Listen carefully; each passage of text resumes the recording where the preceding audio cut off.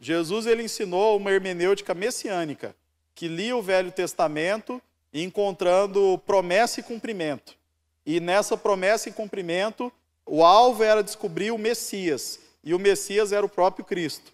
Com a ressurreição de Cristo e as próprias reivindicações de Cristo, os cristãos concluíram que ele era mais do que Messias, ele era o Deus encarnado, e ele morreu e ressuscitou.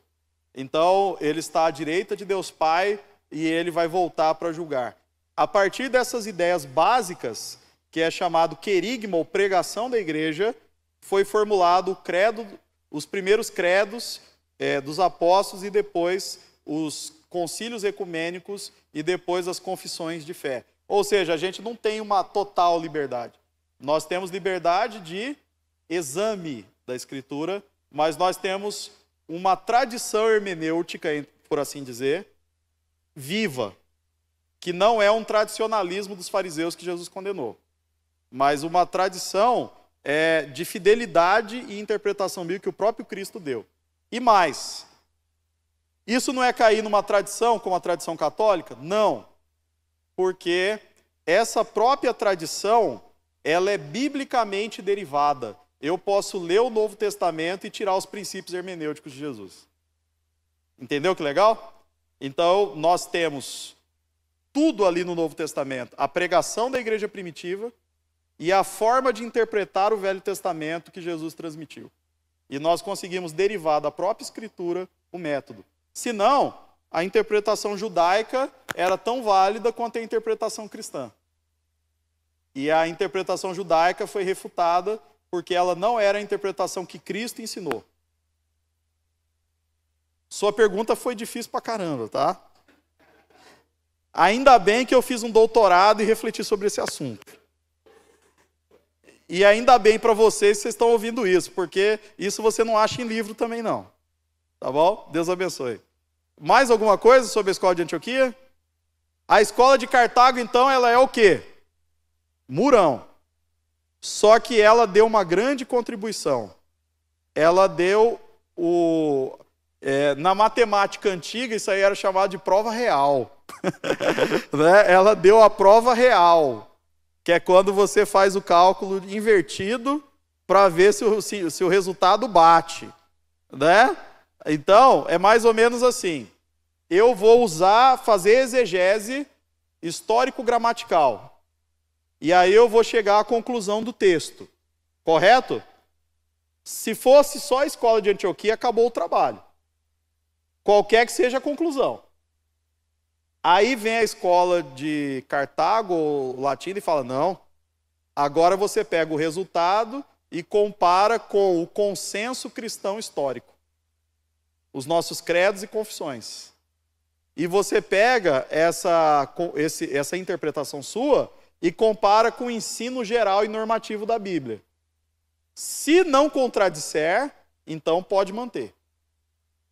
Se contradisser, descarta e vai de novo pesquisar. Bacana demais, né? Esse negócio de cristianismo é bacana, já tem mais de 2000 anos, a gente já fez umas coisas legais, viu? Graças a Deus, né? Nós somos pequenininhos nos ombros de gigantes, gente. Tem gente grande de Deus e de mente privilegiada que já pensou essas coisas antes de nós. Graças a Deus por isso. Agora, é seu patrimônio. Se você não buscar conhecer, você morre pobre. Você morre pobre com um patrimônio grande. Entendeu? Então, essas escolas são interessantes, não são? Elas, praticamente, se você entendeu essas 3 escolas antigas, você já podia ir para o texto bíblico trabalhar agora. Mas eu quero falar das modernas também, né? Pode dizer que eu trabalhei. Vamos lá. Então, aí você tem a escola de Antioquia, né? Que ela valoriza a interpretação literal do texto bíblico, antecedente judaico é o Hillel, a influência e a proximidade geográfica do cenário bíblico, a teoria, lembra da teoria? É o estado mental dos profetas e os representantes da escola ali, Teodoro de Mopsueste e João Crisóstomo. Aí nós temos a escola de Alexandria, interpretação alegórica do texto, antecedente judaico Philon, influência filosofia grega, platonismo Alvo deles, alegorese e representantes, Orígenes, Clemente de Alexandria. Aí nós falamos da escola latina, tentativa de conciliar as duas, Murão, né? Produziu grandes teólogos e deu a analogia da escritura. Ficou claro as escolas aí, gente? Então essas são as escolas de interpretação bíblica para você interpretar. Agora eu vou falar das escolas modernas, né? E aí nós temos 3 escolas, né?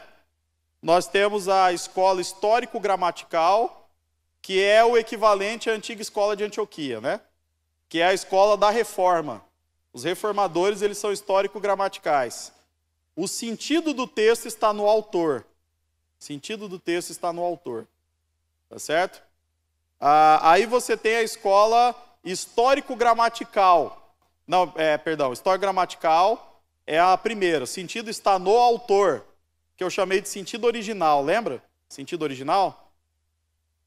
Aí você tem a escola histórico-crítica.